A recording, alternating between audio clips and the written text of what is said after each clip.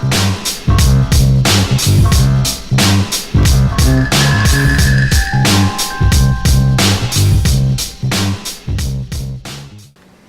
morning. It's Friday the 13th of January, and it must be time for another legislative update from your North Carolina Medical Society.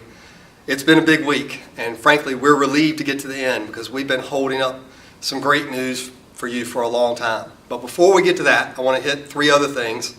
First, we've been talking to you about elections in 2017 and our need to get ready.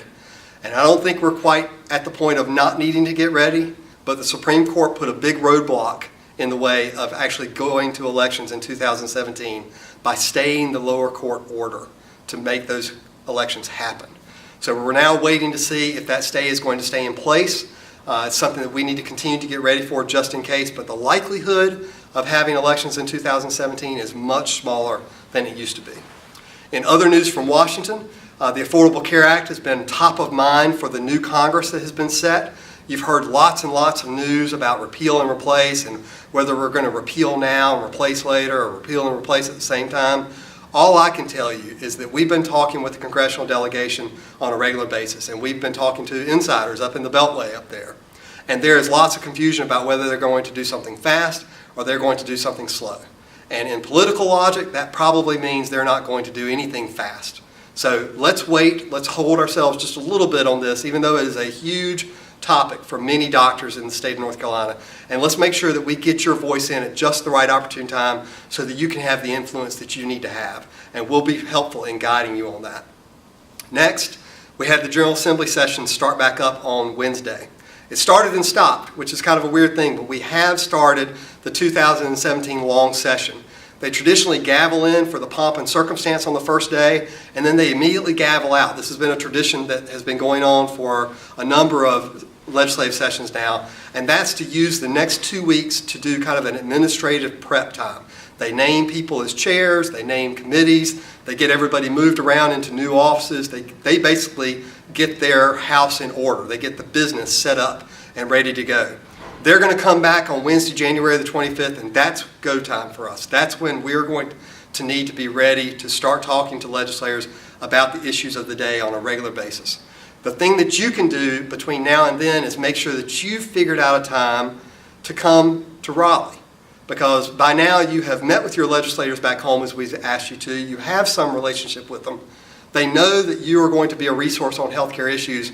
And what better way to solidify that relationship than by picking one Wednesday, any Wednesday, really for the next 6 or 8 months, to come to town and be a part of the legislative process. See what it is that they deal with. See just how small their offices are, and so that you can relate to them in the same way that they need to relate to you in your business back home. And number 4, our big news of the week is the thing that we've been anxious to tell you about for a long time. Your board of directors and a team of other doctors have been guiding us on this process to get ready for Medicaid reform.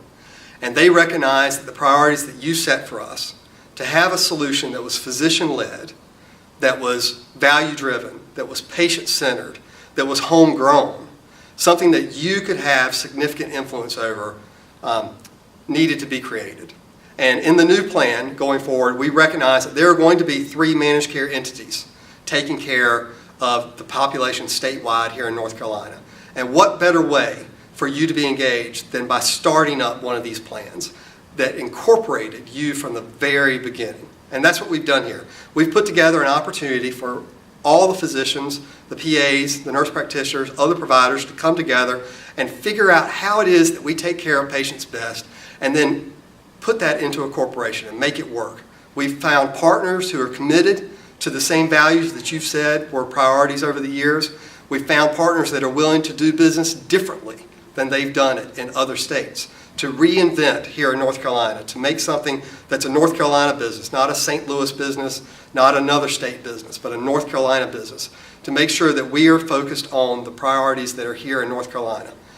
We have really been encouraged by all the responses that we've received. People have been reaching out to us positively. They've been asking all kinds of questions, and we're trying to make sure that we're communicating details to you as quickly and as accurately as possible. And to that end, we're doing a bunch of stuff over the next couple of months on the road. We're going out to you.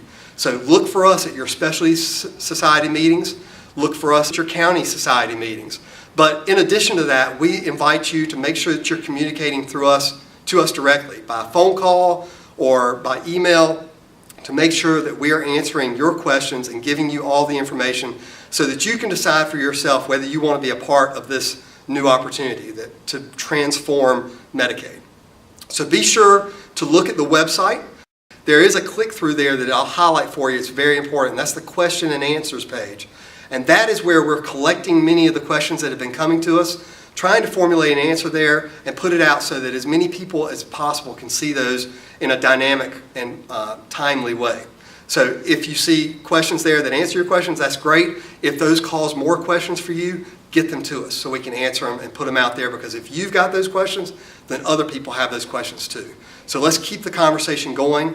We look forward to being out on the road with you and having this talk. We hope that you will see this as a real opportunity for transforming the way we deliver healthcare, for extending our commitment to value-driven healthcare in the commercial space and in Medicare, and bringing that into Medicaid and taking care of your patients better, smarter, and cheaper as well in the future. Hope you have a great day, and we look forward to talking to you more next week.